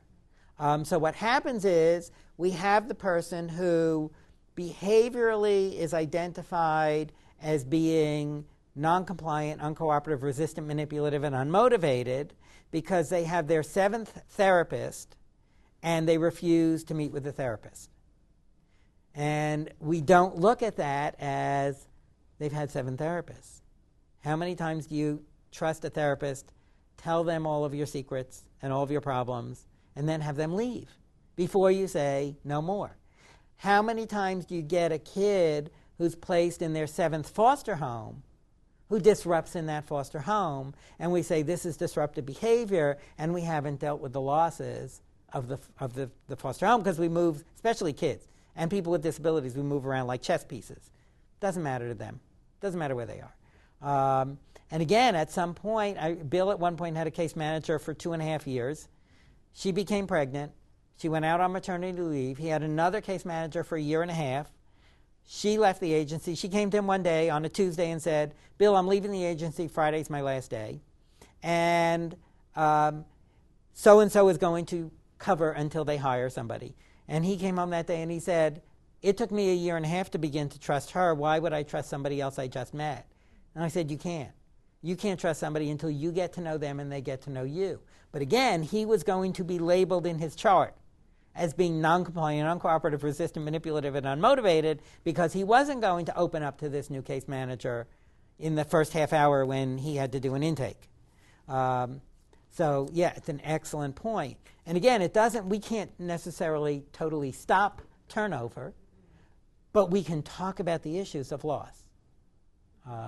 The other issue is Bill at one point was in a psychiatric hospital for 7 months. And I got a call from the social worker on a Tuesday saying, again, happened to be a Tuesday, saying, we're discharging Bill on Friday. And I said, have you talked with him about that yet? Oh, no, we'll tell him Friday morning, which is the typical approach. We'll tell him Friday morning. And he was an adult at that point. And I said, you can't do that. You need to talk with him about it and about what he will miss when he leaves here. You know, we think, oh, he's doing well. He's being discharged. That's great. Everybody's happy. And again, we don't talk about what will you miss when you leave here. When people are released from jail, I can't imagine too many people talking with the person about what they will miss when they leave jail. And it's a problem when you don't talk about that. Because then if they really will miss something that's important to them, they'll make sure they get it again by going back to jail. So they wouldn't talk to him, and I talked to him about it, and I said, Bill, what will you miss when you leave here? And he said, well, there are 2 staff members that he would really miss. And I called the social worker and I said, Bill said that he would really miss these 2 staff members when he leaves. Would it be possible to have a picture taken of them with him that he could take with him when he leaves? And her first response was, no, we're not allowed to do that. It's, against confidentiality issues. And I said, I'm not asking you to take pictures of the other patients on the ward. These are 2 staff people, if they agree. And then she called the next day and she said, well, we can do it, but we can't supply the camera. I said, that's fine. I'm picking them up on Friday. Are these 2 staff members going to be there on Friday so that I can take a picture of them? And she said yes, and I got there Friday, and of course neither of them were there because they didn't see it as important. But again, it's dealing with the losses, it's asking, and it's just talking about those issues. And what's it like when these people keep on rotating? So you get these individuals who, as kids, have gone through 7, 8, 10 placements. You see them as an adult, and you see them as just acting out and non-compliant, uncooperative, resistant, manipulative, and unmotivated. And we need to take a step back and say, how many staff people have they gone through? At one point, I was counting with Bill and how many staff people he was expected to relate to within a year. And I got 6 months through the year, and it was about 150. And for everybody, of course, they're supposed to react with a smile, right? Good eye contact, and talk about all of their problems. And if they don't, then they're labeled, then they're identified. So again, it's recognizing the loss of support from others when we move them and not talking about those things, not talking about what will you miss when you leave here. Having worked in the psych hospital, we had another group of people who periodically would come back into the hospital. And nobody could figure out why every few months they ended up back in the hospital until we took a step back and looked. And what we found out was when they were in the hospital, they had a psychiatrist and a psych resident assigned to them. They had nurses around. There were other individuals on the unit, so there were always people around. They had 3 meals a day. They had a place to stay, to sleep. They had music therapy. They had art therapy. They had dance therapy. And it was hysterical in the... Oops. Uh-oh.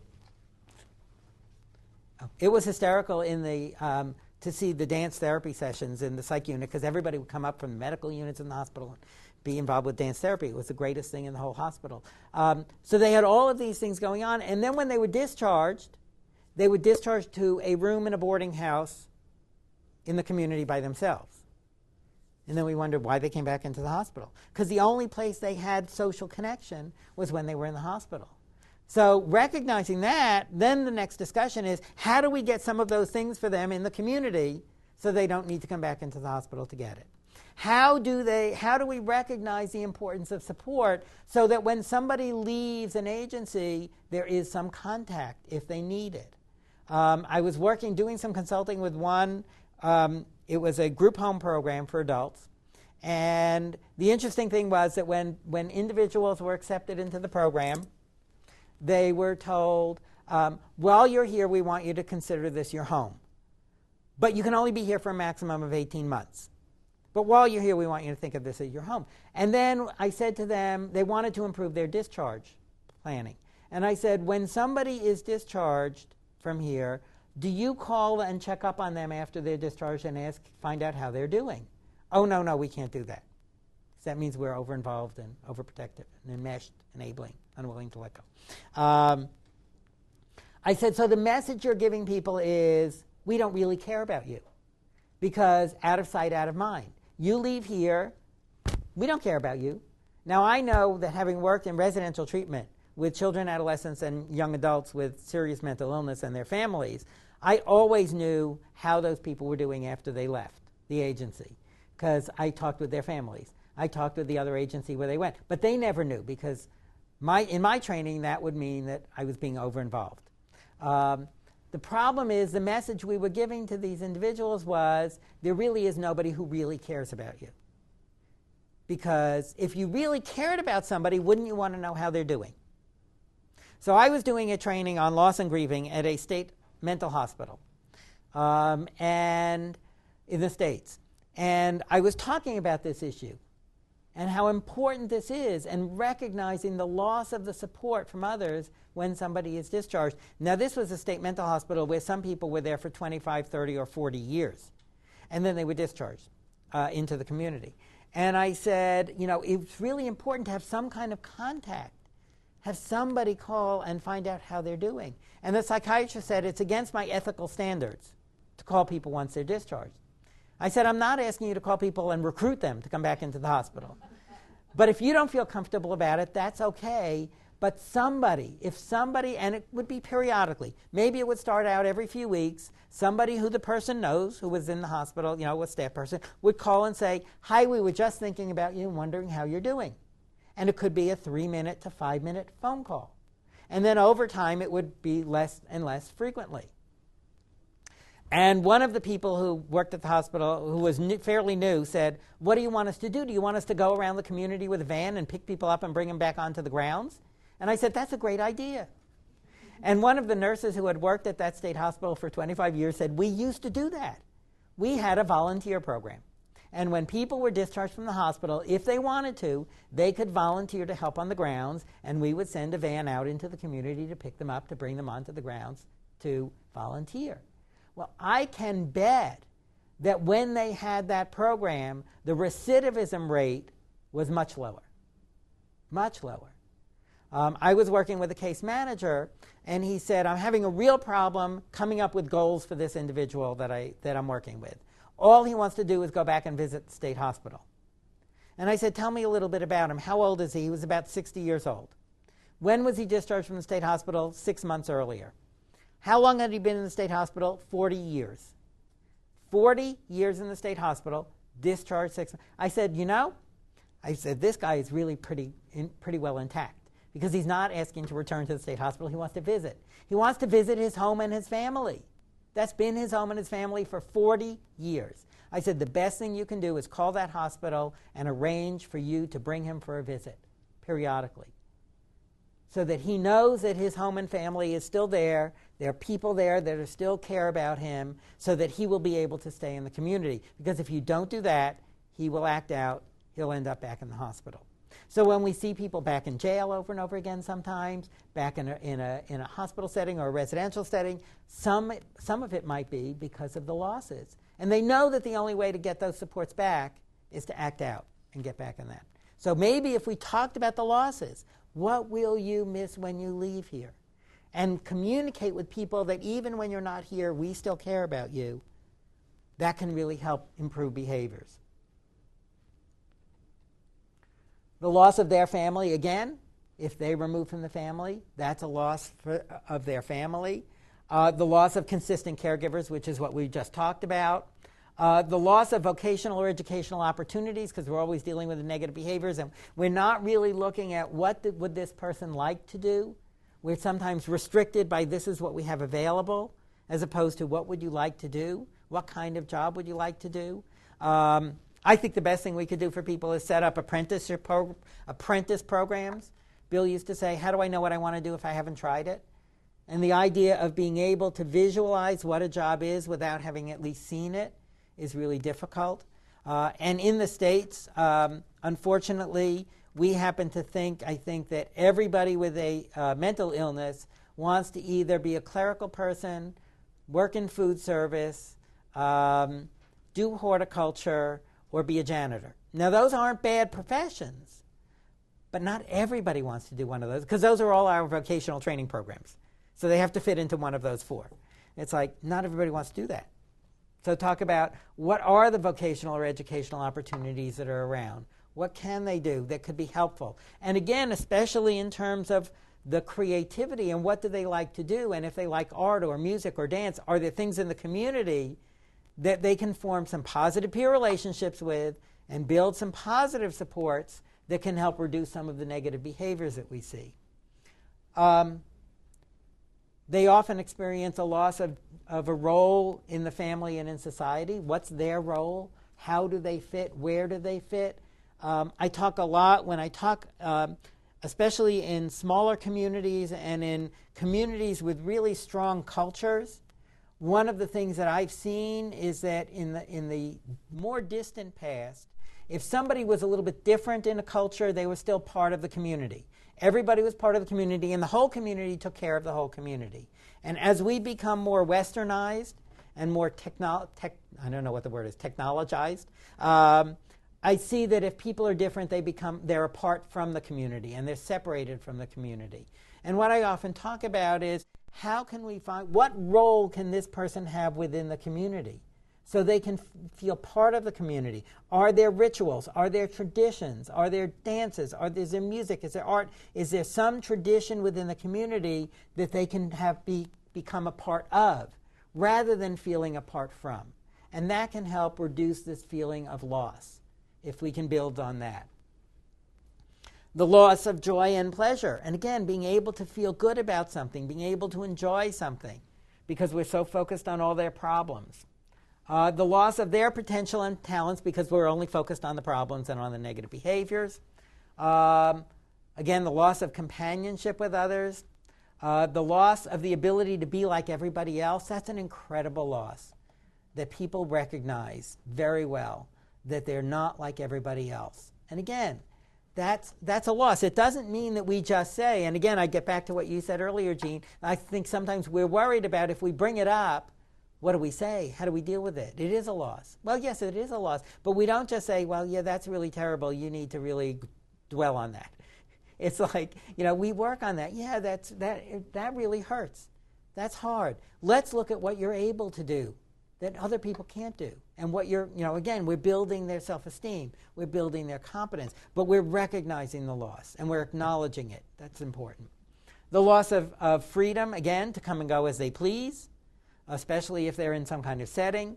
And the loss of security about the future, which, again, for individuals with disabilities is often a major concern. So Bill said when he was 25, Dad, if you die, I'll kill myself because there'll be nobody to take care of me. So he had the exact same fear that I had, that loss of security about the future. And again, he was right on. It's a big fear. If something happened to me, then he knew there would be nobody to take care of him. And he knew he needed some kind of support. And again, for people with disabilities, a loss of control. And as we talked about, for families, when you feel out of control, you find some way to over-control something. And often the way to control is through negative behavior. Because if you act out, then you get attention, and it's negative, but you're controlling the situation. Okay. And let's look at a few losses experienced by providers. And what you see, again, is does this list look very much different than the other two lists? Not really. Again, having worked in the field, I might be the only one who's experienced this, but having talked to lots of providers over the years, I don't think so. The loss of hopes and dreams. When we're working with people, we have hopes and dreams for them. How they will do, how they will improve, what they will be able to do in the future. And when they don't do those things or something happens and they get into trouble, that's a loss for us. Now, as providers, we've been trained never to talk about these issues. Because if we talk about these things, then we're being over-involved.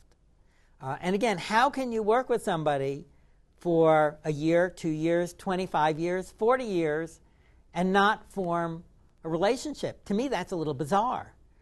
to think that you can work with somebody for a long period of time and not have any feelings if they do well or if they don't do well.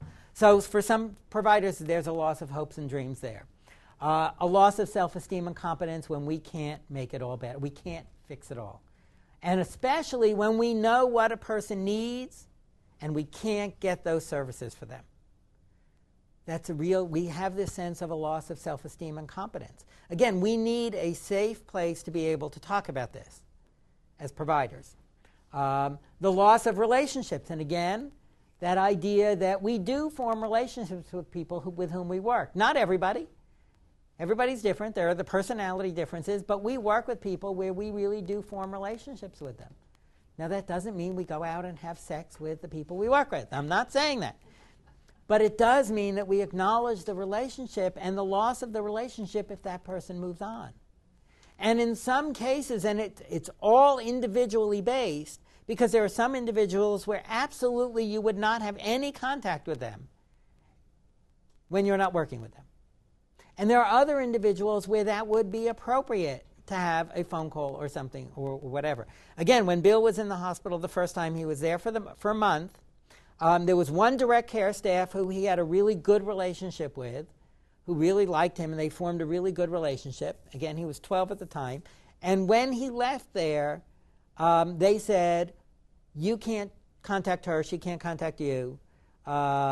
So the only way he could see her again was to act out and get rehospitalized. I mean, that's what they were telling him, which is really sad, because again, if she had been able to call every few weeks and just say, how are you doing? We think that that's going to foster dependency and increase the risk that they're going to come back. That's never been my experience. What has happened is that allows people to know that there are people who care about them. There's a safety net so that they can go and take positive risks and move forward and deal with some of these issues. So we do experience the loss of relationships. We need the ability to talk about that in a safe way without being judged so that we can then mourn those losses and move forward. If not, we're going to be stuck. The loss of the ability to kvel, again, to feel really good about the accomplishments of the people with whom we work. The loss of faith in the system, in fixing it, in coming up with in having the services that people need. The loss of security about the future, because our healthcare system in both countries has changed. Our knowledge of, are we secure even in our jobs, in having jobs, in being able to provide the services that are needed? That's a loss when we're worried about that. Back in the States, I remember when I was younger, the safest job to have as a social worker was to have a job working in a hospital setting. It's not a safe job anymore. Because again, they're doing away with all their social work departments. So again, there's a loss of security about the future. And again, for us as providers, there's a loss of a sense of control. And it's the same thing. We need to recognize that. We need to recognize what people do when they don't feel in control, and how do we build a positive sense of control. Questions? Comments? Make any sense? So again, there are similarities, and again, all of these are not everybody experiences all these losses, not everybody experiences them all the time or to the same intensity, but they're all things that we need to recognize and be aware of and provide the ability to address when we need to. Okay. So this is really interesting because the research has shown that there are certain risk factors for prolonged grief reactions. And remember, Eric Lindemann talked about prolonged grief, but not necessarily pathologic grief, but if it's not dealt with, it becomes pathologic. So you look at these things: a history of multiple losses, a history of incomplete management of grief, inadequate social supports, unrecognized or stigmatized loss, and social isolation.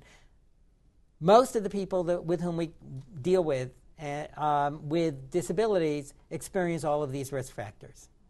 Anybody with disabilities has experienced multiple losses. They're not like everybody else. They often don't have their balanced family system. There's no security about the future. I mean, all of those things, multiple losses.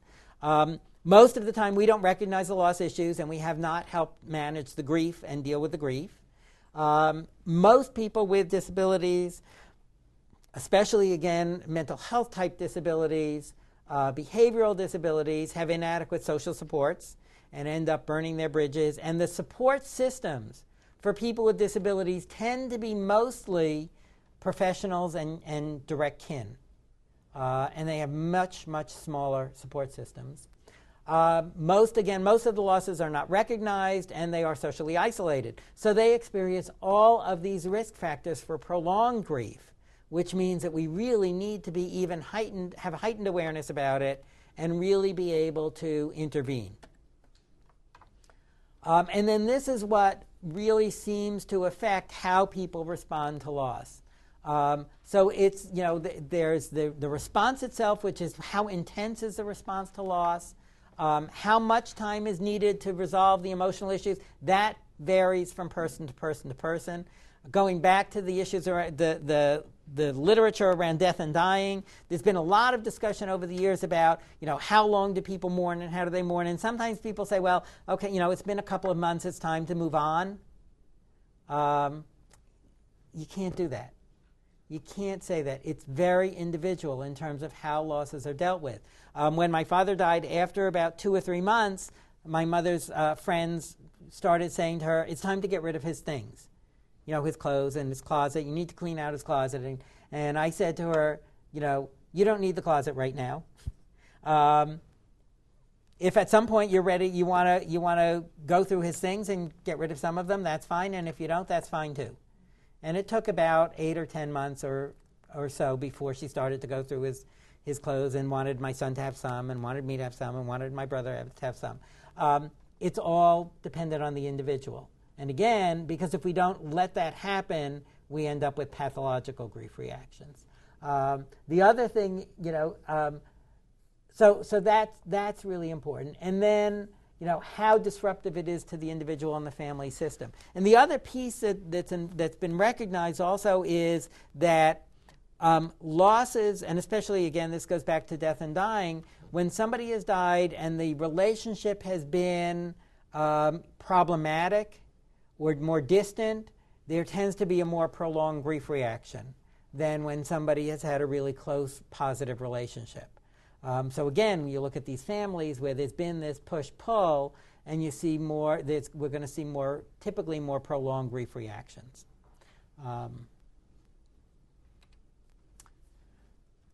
So what families need to do and what we need to help families do is, again, talk about the acceptance of the reality of the losses, that these are real losses. These are not imagined things that we don't have to deal with, or you'll get over it, or it'll be fine. The family's shared experience of the pain of grief, that grief is really very painful, that again, for families going through and recognizing that, their loved one isn't doing what all the peers are doing, that's a really painful loss. That maybe they won't have security in the future as others do. That's a painful loss. So just acknowledging that can be really very, very useful. And then people need to what happens if we help people recognize the losses and, again, deal with the grief, then they begin to reorganize the family system and then develop new hopes and dreams and a new relationship and new goals. And if not, they end up living in the past, regretting the present, and fearing the future. Okay. So what do we do? Well, here's a Peanuts cartoon where Lucy is in her psychiatric booth, and she's saying, one thing you'll find is that we doctors are trained listeners. Communication with the patient is an obvious necessity. Therefore, it goes without saying that we doctors learn to listen. And Charlie Brown says, well, I'm very glad to know that. And Lucy says, what? So the first thing we need to do is to really listen. And really listen is more than listening with one ear. It's more than, as they're talking, we're making our assumptions. It's really listening to what's going on. It's really beginning to think about patterns of behaviors again. When we see patterns of behaviors certain times of the day, certain times of the month, certain times of the year. When I do training for people and consultation for people working in residential treatment centers, for example, or any residential program, what I say is look at patterns of behaviors. Sometimes we have individuals in these programs who act out every evening before bed. when we recognize that pattern, we might start to ask questions like, could there be some abuse in this person's history? And often abuse occurs around bedtime. And often in group settings, everybody goes to bed at the same time, which can be terrifying for somebody who has experienced abuse. And if we don't recognize that, then we deal with the behavior as acting out behavior, as opposed to maybe we need to do something and have this person go to bed after everybody else is asleep. Or there might be issues around taking showers or getting in the bathroom. I mean, all those kinds of things where, again, it's looking at patterns of behavior. That's part of really listening. So it's not just listening to the words, but it's listening to the actions. It's again, really listening when the person says, I'm not telling you anything. You want to know about me, you go read it in my record. And instead of writing that the person is non-compliant, uncooperative, persistent, manipulative, and unmotivated, really listen. And find out how many people this person has related to who have left. Or we have the kid who is placed in his 7th foster home, who then refuses to respond to the parents in the foster home. Well, maybe nobody's dealt with them. Bill at one point he was in his first foster home for the first 2.5 years of his life. He was removed from that foster home because that foster home fell apart. And then he was placed in a second foster home for a month where literally he refused to talk with or let the foster mother anywhere near him. Literally tried to stay up all night. And even said things like, I'm not supposed to sleep anywhere but home. And after a month, the foster parents couldn't tolerate it anymore and asked to have him removed. And back then, that was in 1976, nobody thought that anybody needed to deal with a 2-year-old around loss and grieving. And clearly, it was the issues around rejection, abandonment, loss, and grief from that first foster home. And again, we tend to move them from one home to another, and nobody's talking with them about the losses and what they'll miss, and what they, and how to get some of those connections. Be honest and upfront with what you can do, what you can't do. Honesty is very important. Raise awareness of the experiences of separation and loss. Again, that these occur for everybody. Everybody experiences ongoing losses. And acknowledge the losses that they've experienced. Validate them, because often nobody has ever validated these feelings of loss. And people feel guilty because they feel this way. People feel guilty because they're upset that their loved one has not achieved what they were hoping they would achieve, because nobody has helped them. Acknowledge those and validate the losses. Avoid the good parent, bad parent issues means, they don't know what they're talking about. I'm the good parent. And I used to play both sides of that. The good parent and the bad parent. Sometimes I was a good parent. Like when I was a child care worker working in residential treatment, it was like, those therapists don't know what they're talking about. They only see the people once a week for an hour. We're dealing with them all day. Then I was a therapist in residential treatment. I would say, those child care workers don't really know what they're doing because I'm the one who's had the training. So we want to avoid getting into who's the good parent, who's the bad parent. We really want to support these individuals and families. Support confronting losses in a positive way. Talking about it is positive. And it's not forcing people to talk about it and saying, if you want to talk about these losses, then you're being resistant. But it's opening up the discussion. Anytime you want to talk about this, I'm willing to talk about it. The interesting thing, again, with Bill, for example, when I recognized the pattern around his birthday, is that the next year I talked to them about it before his birthday, and we were a little proactive. Okay, Bill, it's a week before your birthday. What do you want to do? Because I know sometimes this is a hard time for you. And, didn't go into all the insight as to why it's a hard time, because he wasn't at the point of being able to take that in, but this is a hard time for you. So how can I be most helpful? And the next year, the end of April, he said, it's right before my birthday. I always have trouble before my birthday. So he did incorporate some of that. Now, he might have used it a little bit, but he did incorporate it, and I think that's really helpful in understanding that. Because then it's understanding that if he makes it to May 3rd, he's okay. So whatever he needs to do to get to May 3rd. Encourage communication, open communication. Whenever you want to talk about it, I'll be here to talk about it. Genuinely care. This is probably the most important thing.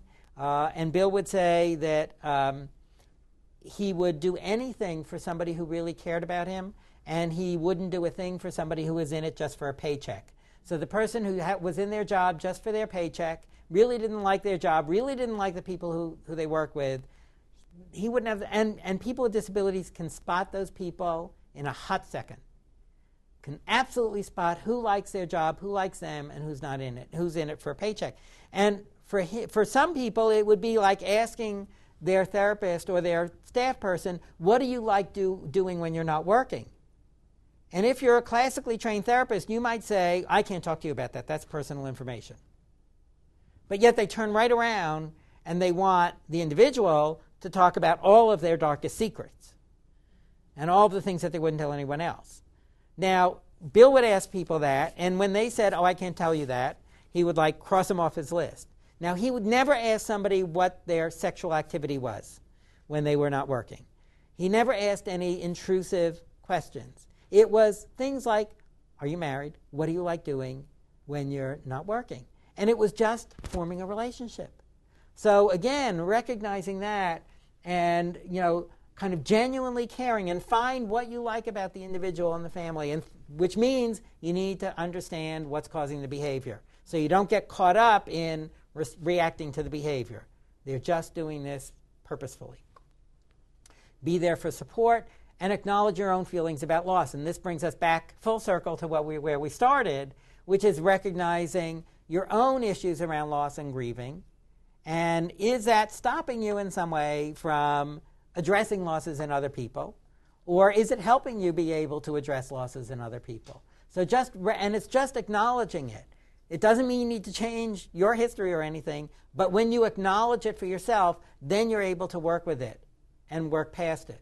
And if you don't acknowledge your own feelings about loss and grief, then you get stuck in avoiding it. So it's just acknowledging it and acknowledging, we never dealt with this, and it's not something that's comfortable for me. That allows you to then move forward and deal with it with other people. And recognize when you need to refer people for further treatment. Because sometimes people need further treatment because we want to, when they have prolonged grief reactions, we want to intervene so they don't end up with pathological grief reactions, which can happen, as Eric Lindemann said. And this is one of my favorite quotes that I came across. I developed this myself. This is my quote. Times of loss offer people the opportunity to deepen emotionally, grow in maturity, experience healing, and connect to one another as human beings. Don't let this opportunity go by. We don't need to see dealing with loss and grieving as a negative, something to be avoided. It really is something that it can be very, very powerful. Questions? Comments? I think the rest that's in you have references, you have contact information, and you have a number of references. And again, if anyone has any questions for me afterwards, this is my contact information. Go ahead. Your son? My son, 7 years ago this Friday, was in a mental health residence. He was in an apartment program. He was 28 years old, and he had been there for 2 years, and the staff hated him because they saw his behavior. He was obnoxious. And he had been hospitalized, and the psychiatrist changed his medication, took away his medication, helped him sleep, because for 2 years he had been in bed every night at 8 o'clock at night. And a week after he was discharged from the hospital, he was back at the residence at 11:30 at night out smoking a cigarette. And the staff saw him, and they ignored him because he was calm and quiet. He wasn't yelling and screaming and carrying on as he usually did. And a half hour later, he was found dead on the highway. And he had been run over by at least 2 cars. And the staff didn't know that he was missing. This is 24-hour staff. But they didn't know he was missing until the next day. Because they didn't look beyond the behavior. They never asked what was causing the behavior. It was, here's his behavior. This is purposeful, obnoxious behavior. So when I talk about loss, it's the ongoing losses that we had as he was growing up, and then the kind of ultimate loss, which adds to it, and the need to deal with the grieving and talk about it and deal with those loss issues. Because if I wasn't able to do that, I would not be able to stand here and do this. Right. And that's, and again, I started doing the training on this long before Bill died.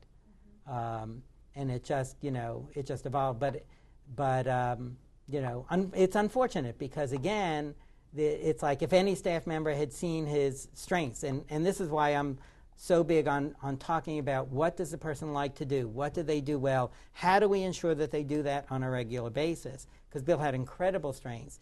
If they had seen his positive qualities and sat down with him for 5 minutes that night, said, what's wrong? You've been in bed at 8:30 every night. It's 11:30 at night. How come you're up? he wouldn't have died. But he had told me, which is interesting, this is what people learn, he had told me over the years that, Dad, when I want attention, I act out. And that's what we teach people. We teach people that the only way to be sure to get attention is to act out. So again, when we see people acting out, for some of them it might be that's the only way they know to get attention. They don't know how to ask for attention in a positive way. Because when they've been quiet, when they've been good, quote unquote, they haven't gotten attention. So that's why we need to intervene, and recognize some of this and bring some of this up. Don't wait for them to bring it up, but we need to bring it up. So thank you for asking. Thank you. Thank you for sharing that. Sure. No other questions? Okay, well, thank you very much for being here, and thank you at the various sites, if they're still there. Well, thank you very much for a great presentation, Dan. I've seen you present before, and I could probably listen to you all day. So thank you for that. This was very informative and thought-provoking, and just outlines the importance of grief and loss. For those who are attending here, evaluations will be mailed to you within the next 2 business days. Your feedbacks are very important to us, so we want to hear so we can bring more sessions in to meet your needs. The next session is scheduled for Thursday, October 8th from 5:30 to 7:30 p.m. with Dr. Sarah Jo Nixon on treating substance abuse among prenatally exposed persons. So we look forward to seeing you then, and just a big thanks to Dan today.